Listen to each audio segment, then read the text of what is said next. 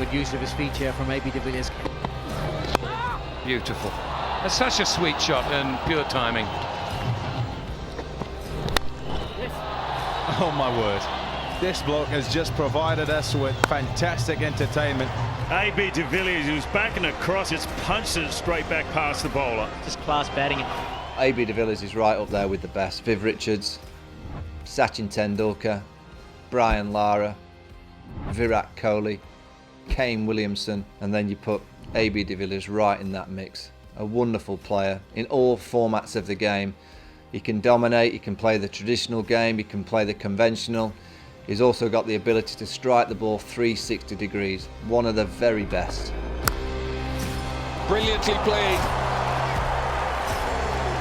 AB de Villiers is now getting into overdrive and Chris Gayle is on the floor. You could throw AB de Villiers into any other of those World Cup sides and he will instantly make them better. He could, if he has a complete tournament of his life, which is possible, anything's possible with AB de Villiers, he could almost single-handedly do something so special that South Africa could win the World Cup. Clever. You would say that AB de Villiers was probably the earliest pioneer of the modern way. The sweep shots off the seamers, the ramp shots, the reverse ramp shots, the ability to strike the ball over extra cover, the ability to clear that front leg and strike it over the onside.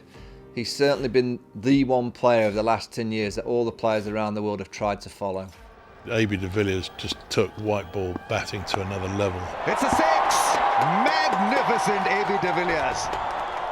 He had so many shots and so much power and so much time to play those shots that he'd have an answer to any ball, and not just an answer. He'd have a boundary option for any ball, which, when he retired, there was this sort of strange noise that went around the world, and it was the bowlers breathing a huge sigh of relief.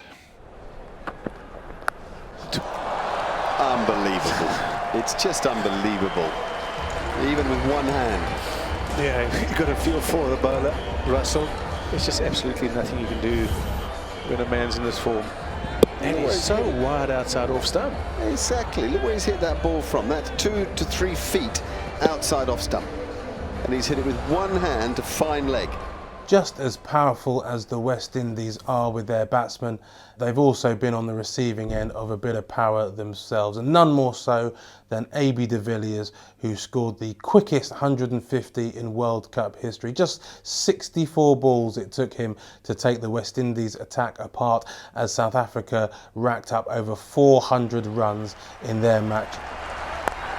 It's a 52-ball 100 for AB de Villiers. It comes up in staggering style.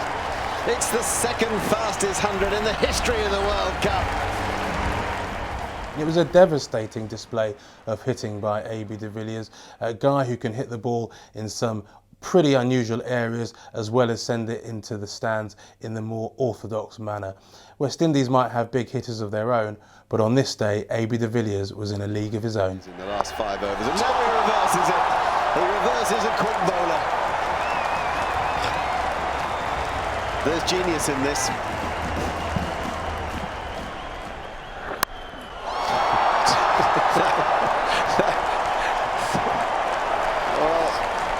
As Richie Dunno used to say, there's no need to chase that.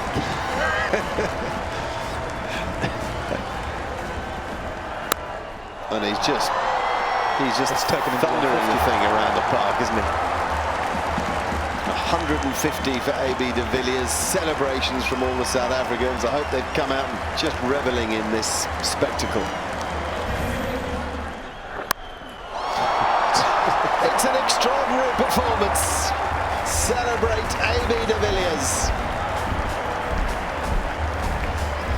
Sydney Cricket Ground will stand and applaud, and Jason Holder may hang his head, but really there's no shame. He's a young man desperately trying to lead West Indies into a new era, but he's been in the face of an extraordinary performance here today. In 2015, the South African side were at the forefront of the one-day revolution, really. Teams were consistently scoring 300. Certainly those of us in England who were looking on at this were thinking, why can't our team do this? The scores of 300 plus were becoming commonplace. England still seemed to be in the dark ages And again, South Africa looked a formidable side. They looked like contenders. In De Villiers, AB De Villiers, they had a batsman at the absolute peak of his powers at that stage. Hashim Amla, world-class act. Other players like Miller and Duminy were scoring runs. And to score 400 twice in that tournament was unprecedented at that stage. And again, you felt this could be South Africa's year. Different players, why should they have the chokers tag? Why should they worry about what had happened previously to great players like Clive Rice, Sean Pollock and Hansi Cronje?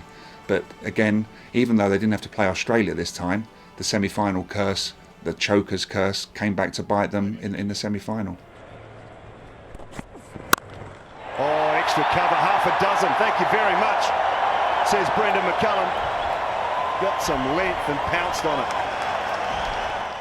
Brendan McCullum was in such fantastic form throughout that tournament. He was such a leader for New Zealand. He'd become such a big figure in the evolution of one-day cricket by that stage. He was a thorn in their side. But the irony of ironies came with in the form of the match winner, who was Grant Elliott, who's South African, Johannesburg born, left the country, a bit of a journeyman for much of his career, had a quiet time in the build-up towards that World Cup. He turned out to be the superstar, scoring, I think it was 84 not out, and unbeaten, and winning the game with a sixth. Elliott on strike.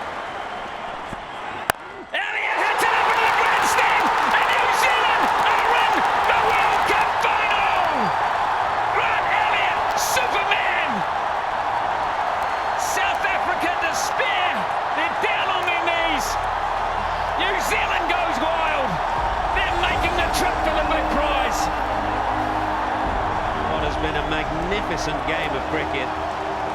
There is a winner and there is a loser, as there always is in sport, but what a game South Africa have played here tonight.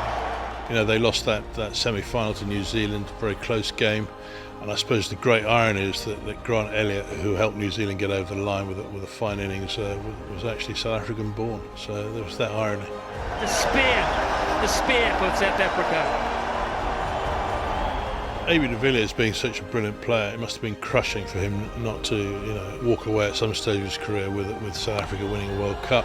Another 100 for AB De Villiers, and a superbly fashioned innings by the right-hander. Beautifully.